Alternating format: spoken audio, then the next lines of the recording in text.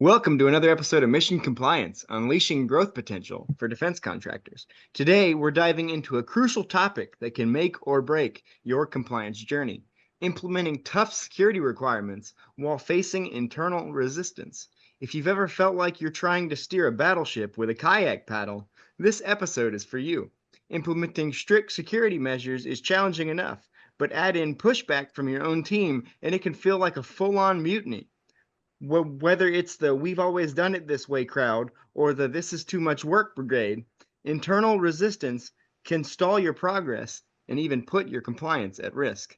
We'll break down how to navigate these choppy waters, offering practical strategies to build buy-in, shift mindsets, and get your entire team rowing in the same direction. So grab your coffee, settle in, and let's sail on the path to compliance success. Mo money, mo problems.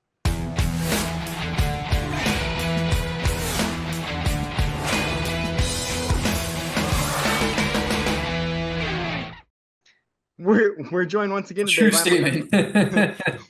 we're joined once again today by Mike Frieder, president of On-Call Compliance Solutions and a CMMC professional assessor. Thanks for joining us, Mike. Hey, always a pleasure. And also, that was a pretty fun intro. What do you think?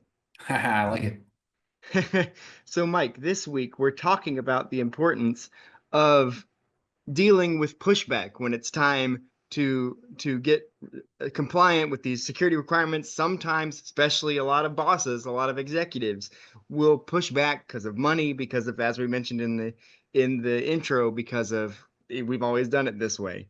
So, with that being said, what are the biggest challenges you've faced or that you've heard of people facing when implementing new security requirements in an organization? Well, I tell you what, Roman, this is such a great topic because I feel like this is maybe one of the biggest areas of struggle for companies.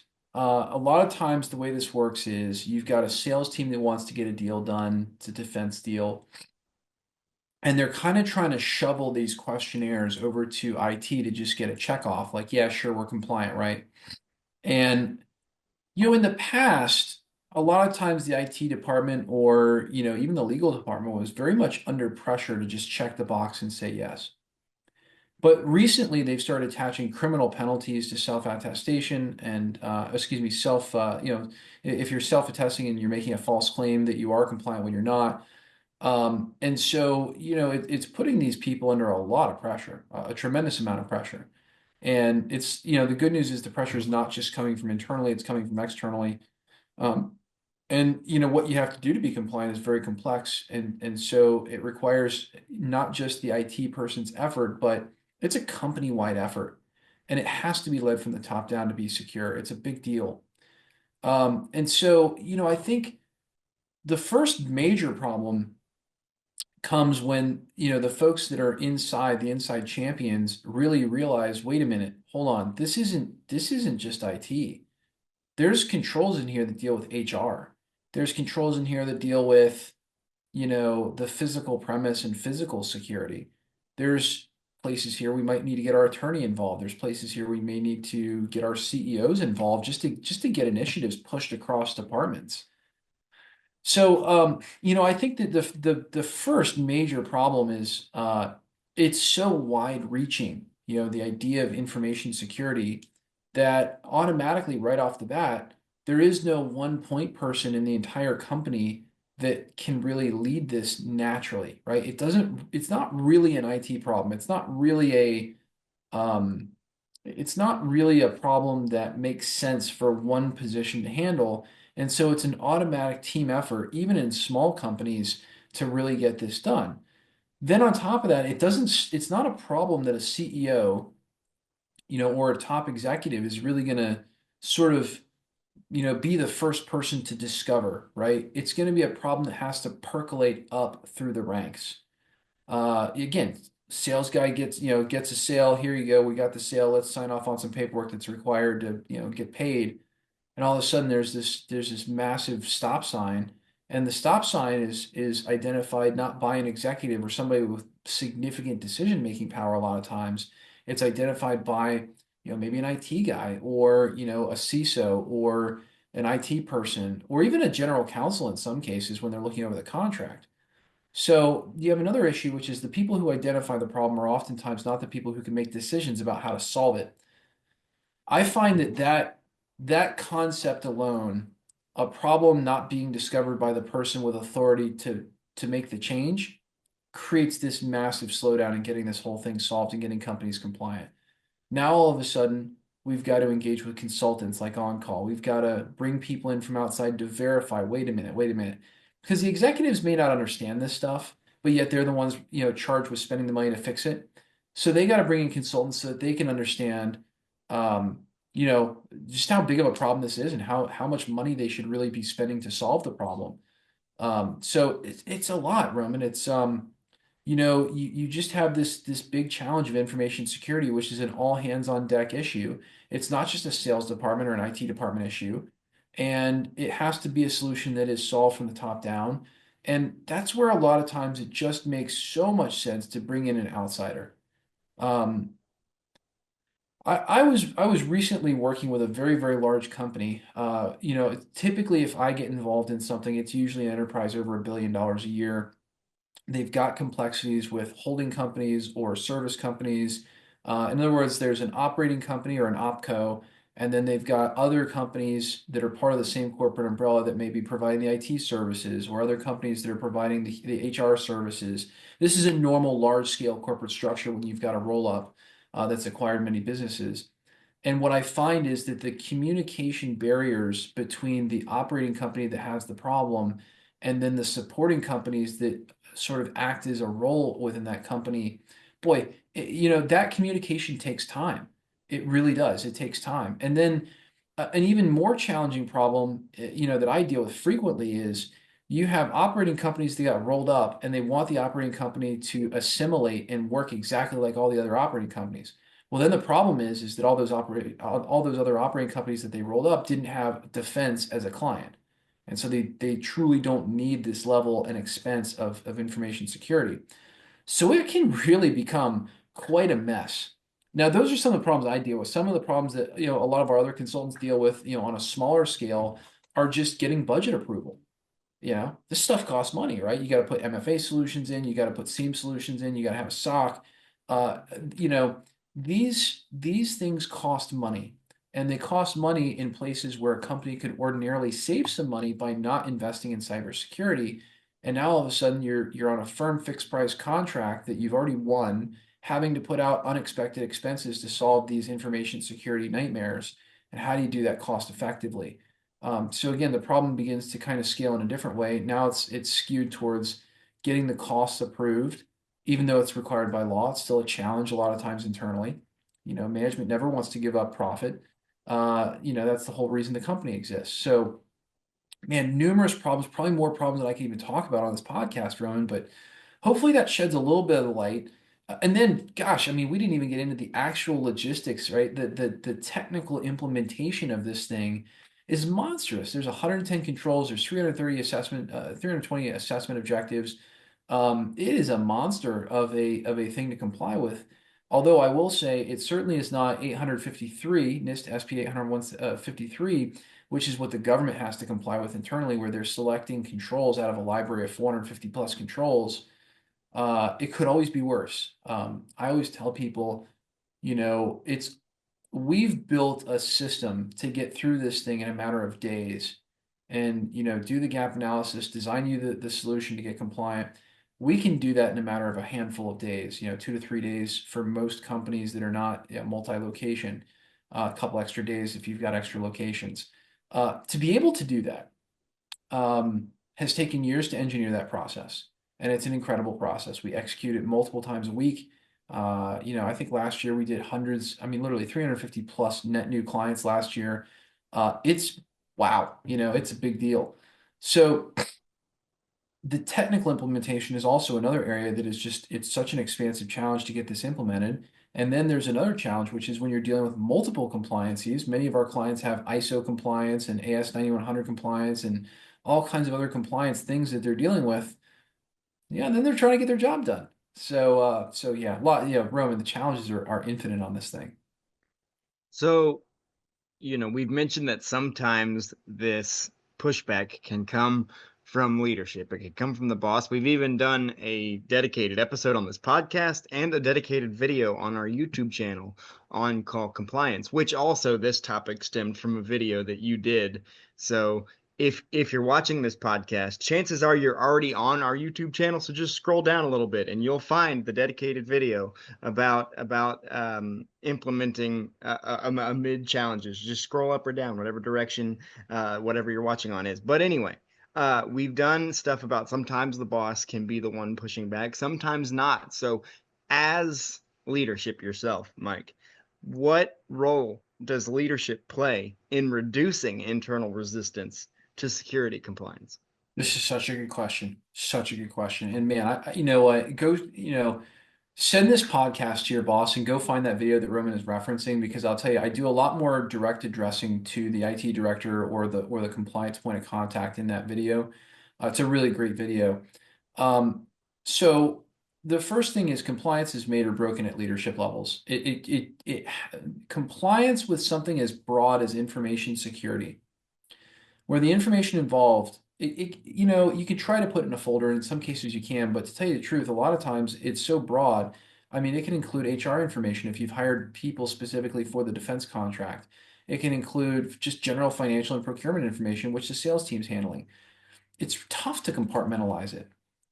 So I think that, what can leadership do? Well, the first thing leadership can do is make sure that there is a specific liaison or champion for this project and recognize this isn't just an IT problem. I've said this for years, and it's interesting. One of the powerful things about being a consultant, I make this joke all the time with clients whenever I'm on site. I say, look, there's a difference between you and me. At least today there is. The difference is you drove to work in a car, and I drove to work in a plane today. And they're always going to, if somebody that they paid this much money to be here, they're going to they're going to listen to the guy that got off the plane. Okay, that's how it works. That's why they have consultants, right? They're subject matter experts. And a lot of times what I wind up doing in our executive review meetings is I ask for, executives to be in that meeting so they can understand what it is and progress we made and things like that. And I will call out to them and I will say, hey, listen, here's the story. You've got this IT person who's in charge. Maybe it's a CISO, maybe it's a general counsel, but you have this person in charge. I want you to know that if you don't champion this, it's going to fail and it's going to cost you millions of dollars. And that's a real conversation that I get to have with executives all the time. It's very difficult for an internal person to have that conversation. It just is. They're worried about their job. It's really not more complicated than that. They're trying to sugarcoat it. They're trying to protect their job. They're trying to, do what they need to do themselves personally to survive. Um, Again, I will tell you that's reality. Okay, you can tell me that's not reality all you want. You can tell me you got to support a boss and all that stuff. Every person who is an employee is watching out for themselves and their job first. And this is a sticky situation. This is not easy.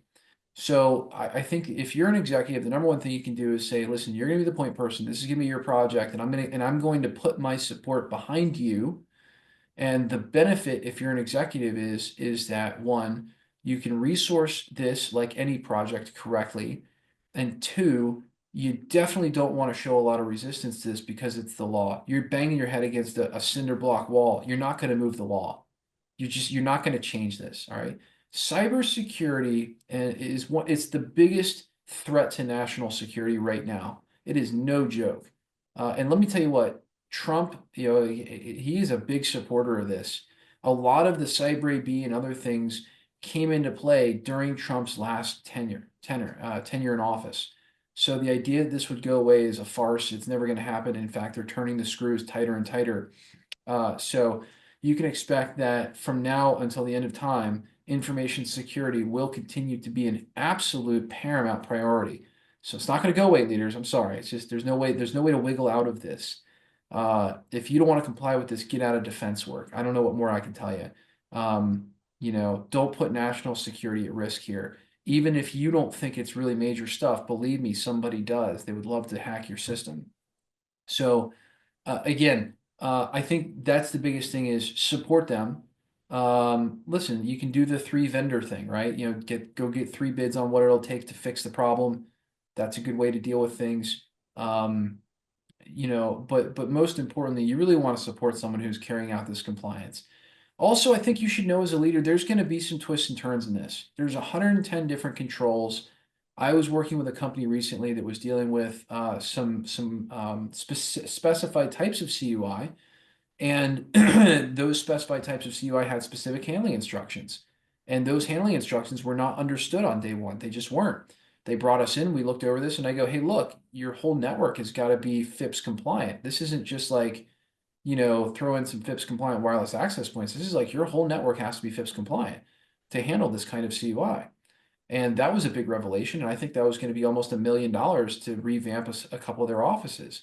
So I think you've got to also be patient with this stuff. I don't want to scare anybody, but the reality is that these, if you want to play in this space, there's two things you ought to understand. One is very low competition, very low competition. Second is very high profit margin potential.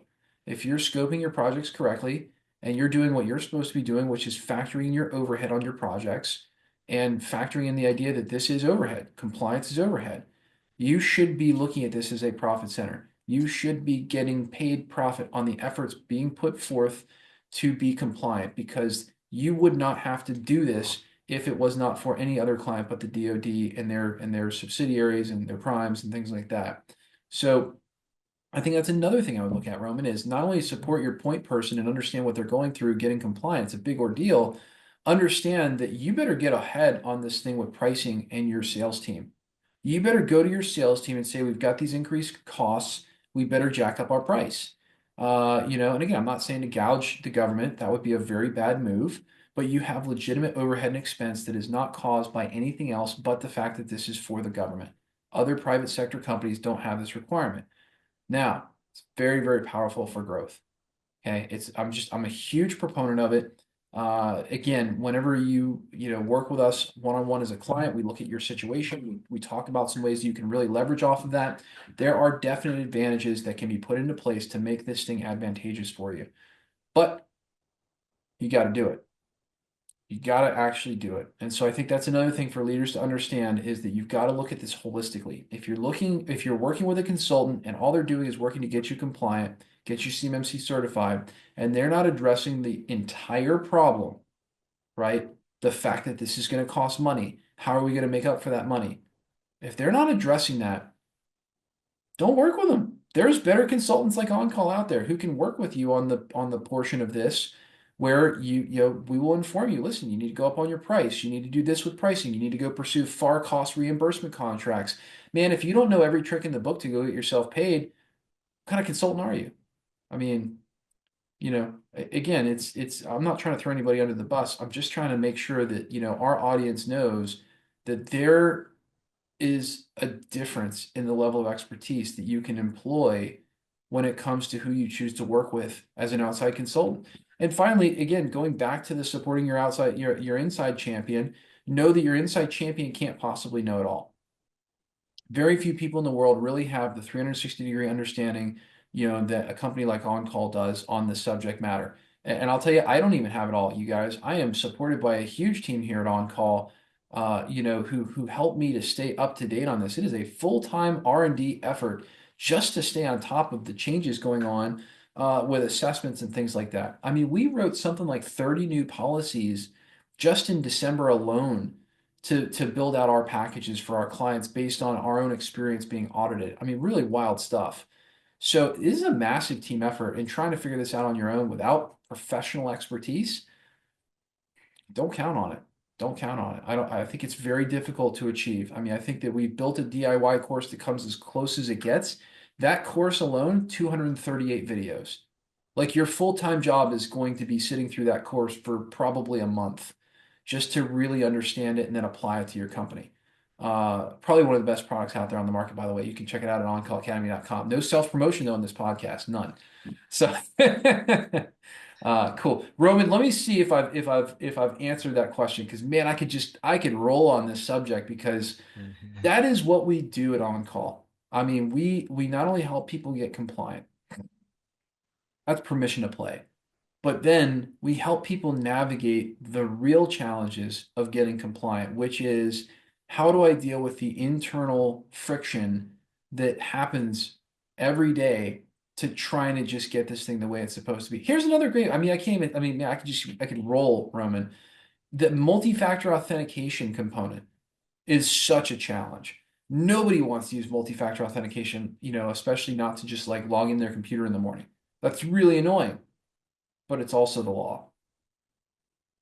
And so you're going to have some resistance implementing that. The good news is nowadays, a lot of cloud providers have switched over to MFA, and so it's not quite so unusual. But boy, I tell you what, back in 2017, 18, when I suggested that you got to have multi-factor authentication on your local computers, if they're accessing COI over the local network, I mean, you would have thought that I had just like, tried to do a religious conversion on people. I mean, they were like really, really, really resistant to this.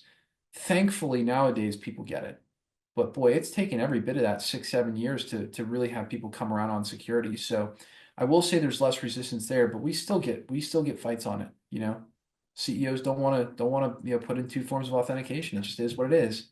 Hey, I'm a CEO. I got more forms. I mean, I just ordered a fingerprint reader just to try to make it a little bit easier on myself, right? I got a fingerprint reader coming, and I got a password manager, and all of a sudden now, you can just plop a finger in the fingerprint reader for 2 seconds, and your password appears on screen, logged in, masked, all that good stuff.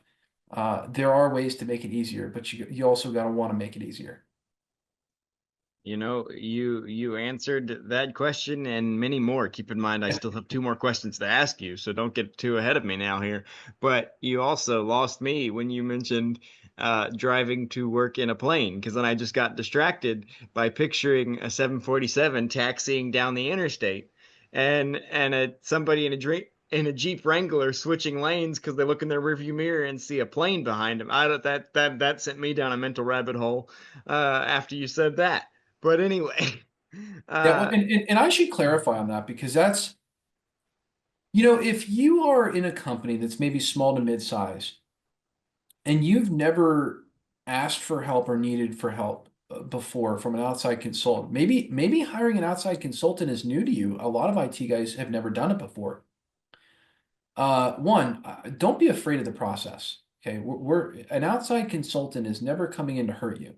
An outside consultant is there to act like a time warp, to take things like compliance that would take you a year to 2 years easily to learn, and to be that body of knowledge who can just simply pick you up and carry you across the finish line.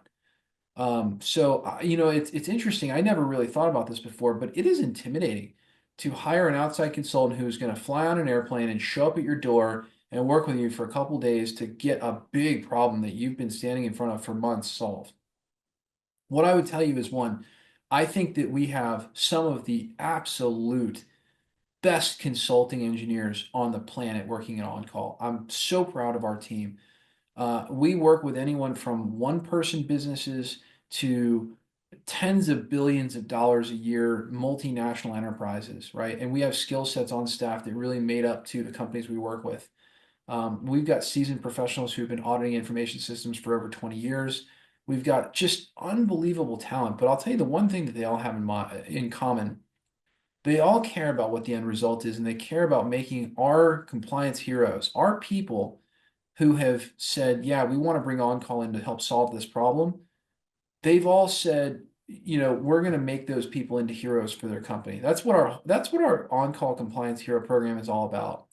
It's taking you from the zero, in terms of not really understanding this stuff or struggling with it or, just beating your head against the wall trying to get it all solved to a hero and having it finally accomplished and having, the plan of action that is just the definitive list of do this and you got it.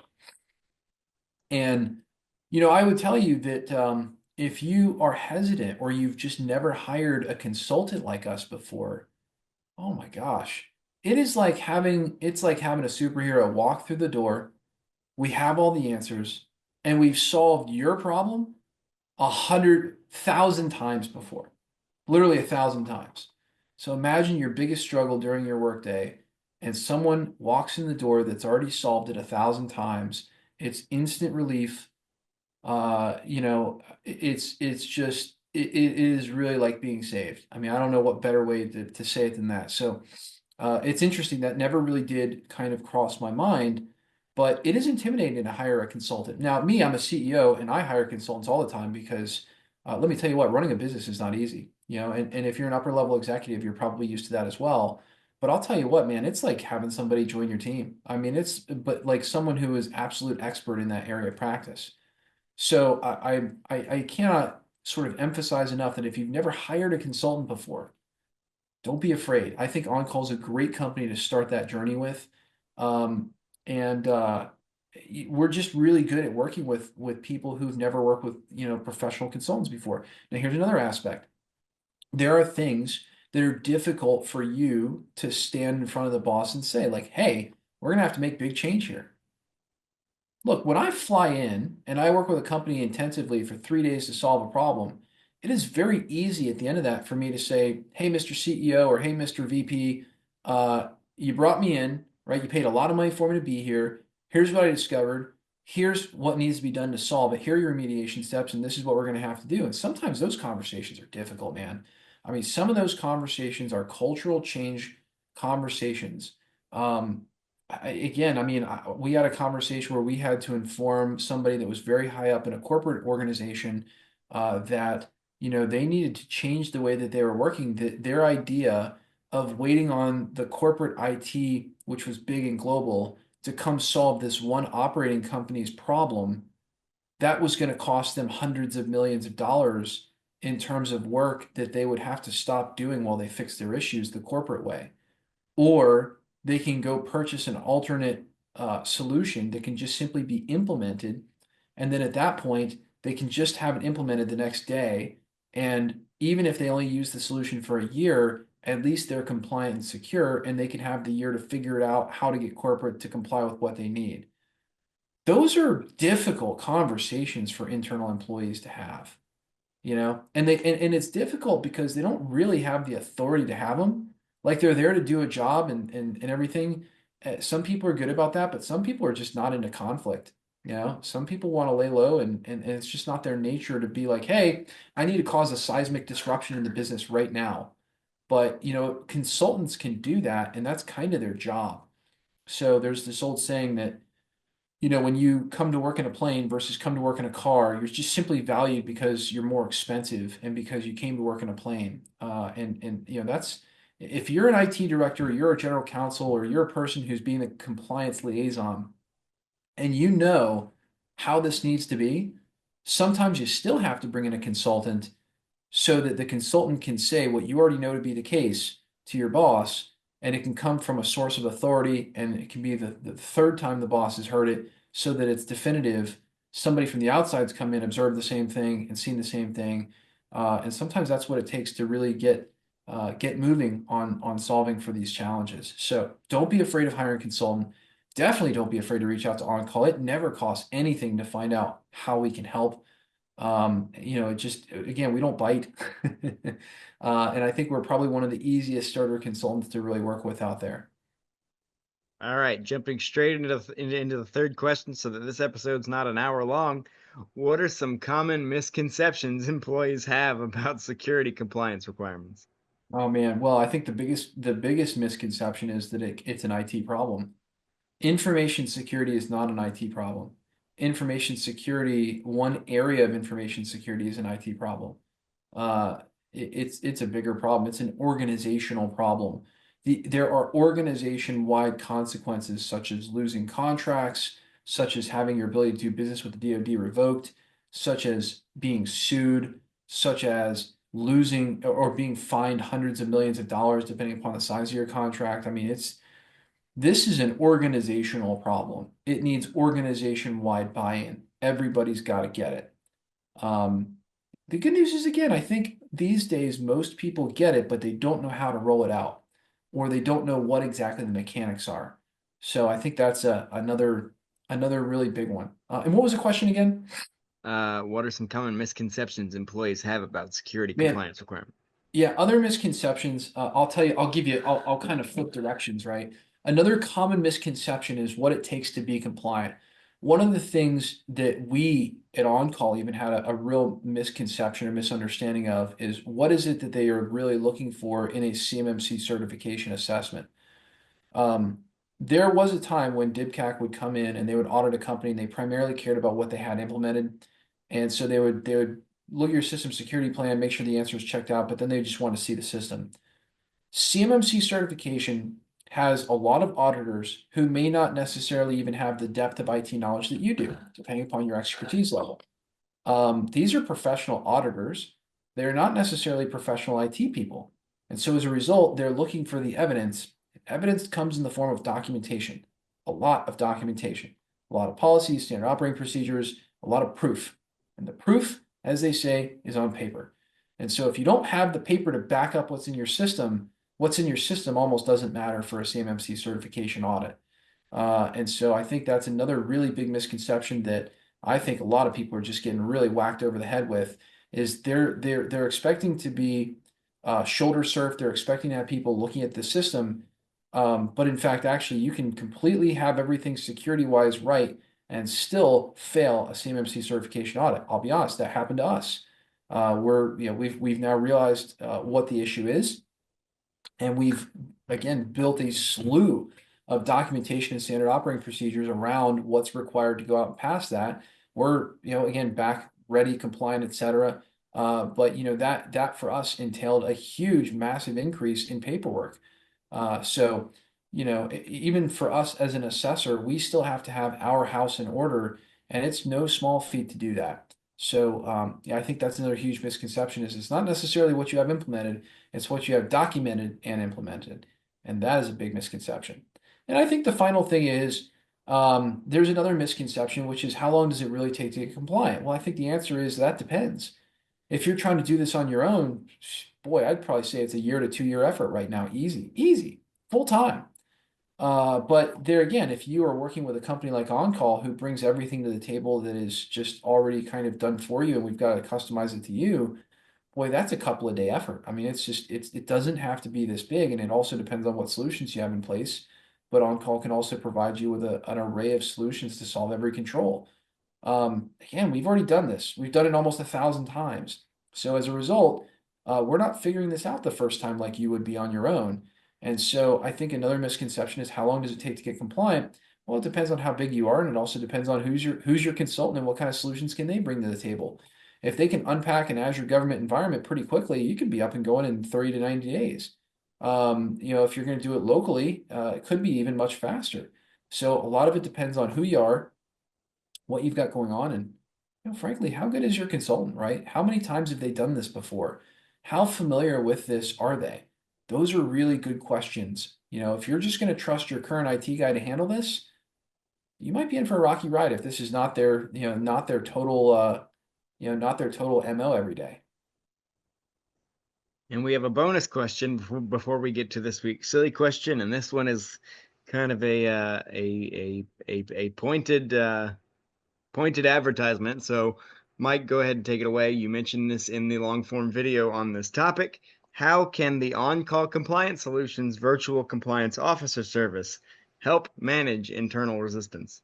Oh man, hey, softball question gives a softball answer, right?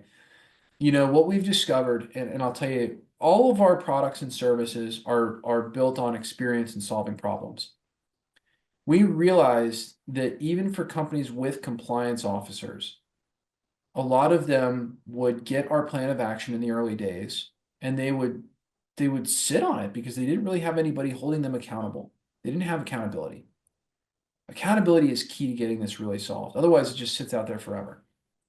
Again, per the NIST handbook or assessment guide, there is no standard duration for which a temporary deficiency may sit there unresolved, right? It depends on the time it takes to fix it and the money involved in fixing it. So that can really cause substantial delays.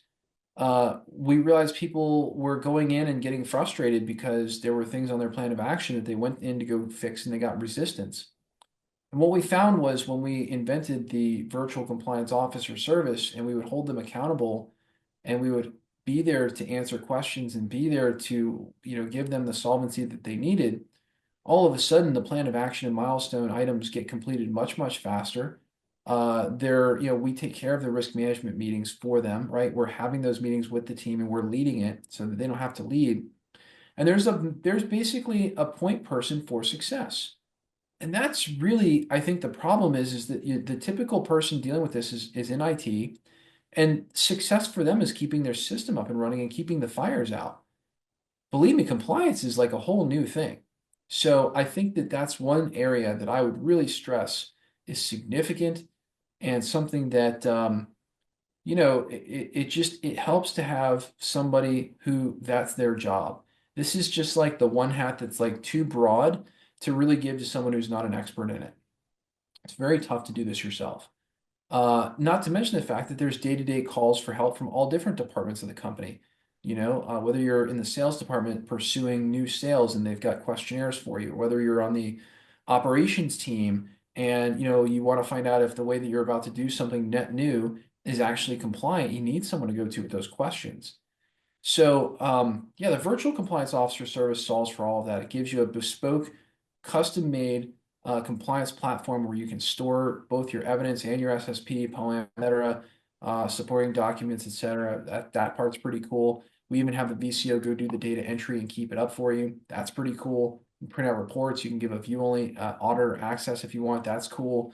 Um, Gosh, man, there's so many. I mean, it's just at the end of the day, what it really boils down to is for a fraction of what it would cost you to hire somebody, you get someone who this is what they eat, sleep, live, and breathe, who will hold your hand and walk across the finish line to success and maintaining compliance. And that's what the virtual compliance officer service is really all about.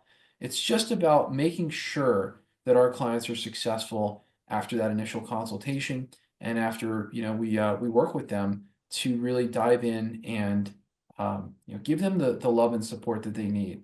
So yeah, appreciate the softball question there, Roman.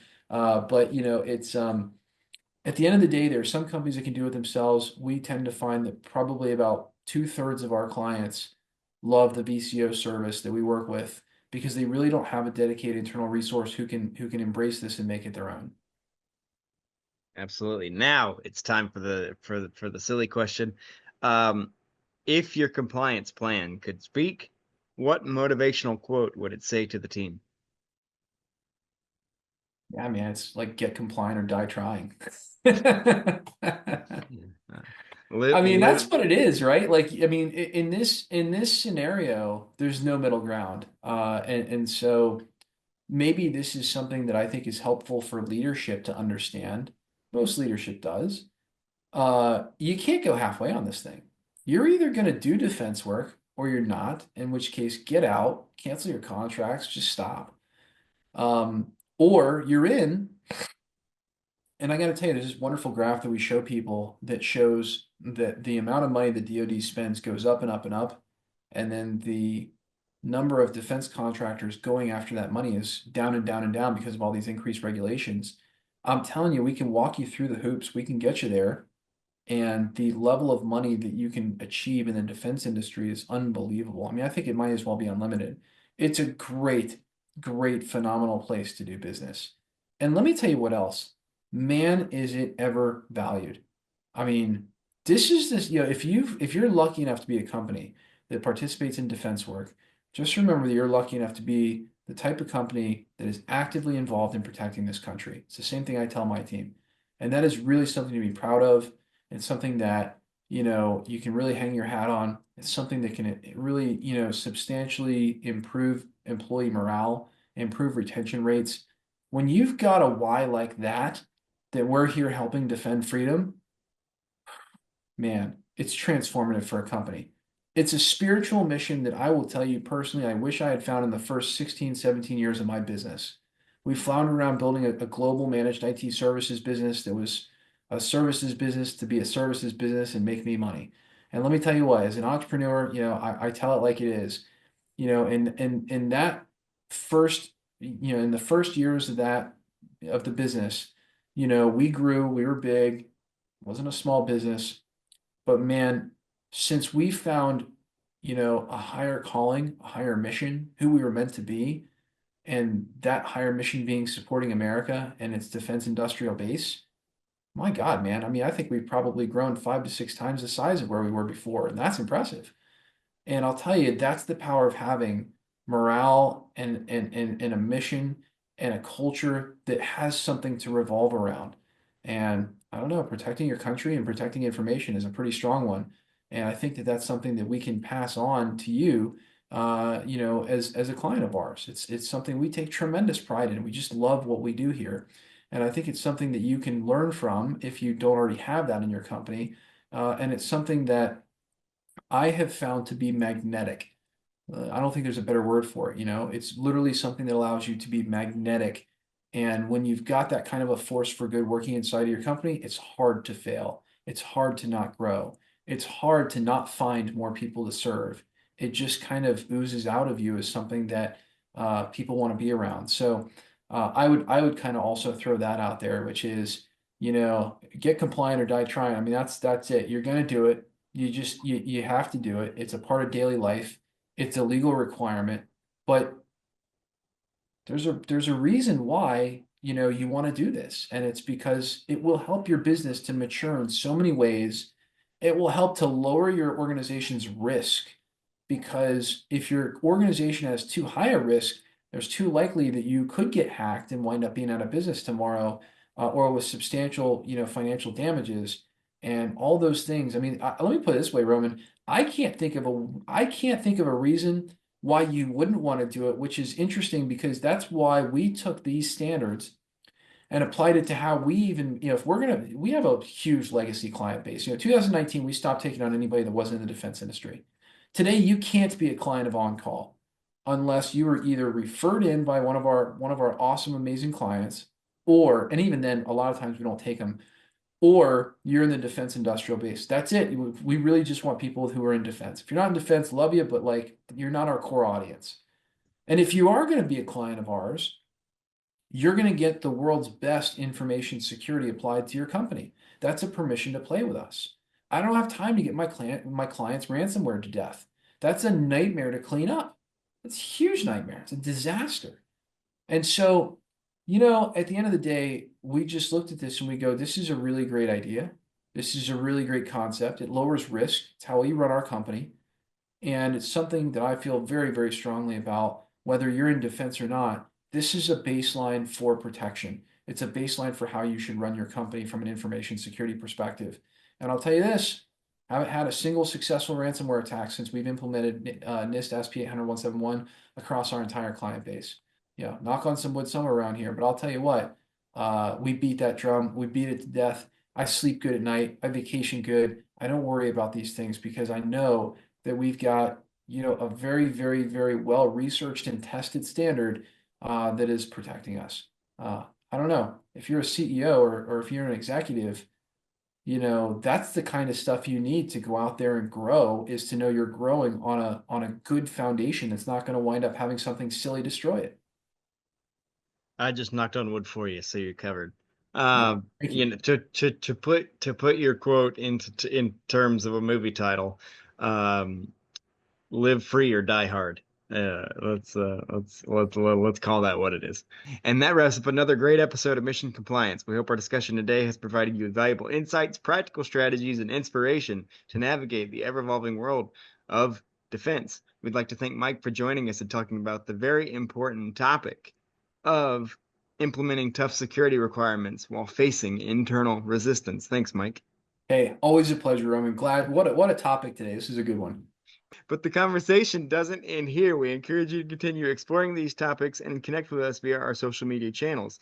And also remember that this concentrated video topic is on our YouTube channel at On Call Compliance. If you're already here viewing this, just scroll right up or down, depending on what direction it is on your page. Share your thoughts, ask questions, and engage with fellow listeners using the hashtag Mission Compliance Podcast. If they haven't already, what should they do, Mike? Well, they should subscribe, and they should definitely tell a friend, because you know what? We're helping out the defense industrial base here on the podcast, and we're making sure that you guys are secure, compliant, and we're helping you to win more defense business with higher profit margins. There you go. And we truly appreciate it if you could also take a moment to rate and review the show. Your feedback helps us to continue to bring you thought-provoking episodes and high-quality content. Join us next time as we delve further into the dynamic world of defense, security, and industry innovation. Until then, take care, stay informed, and make compliance your mission. See you next time. Thanks, everybody.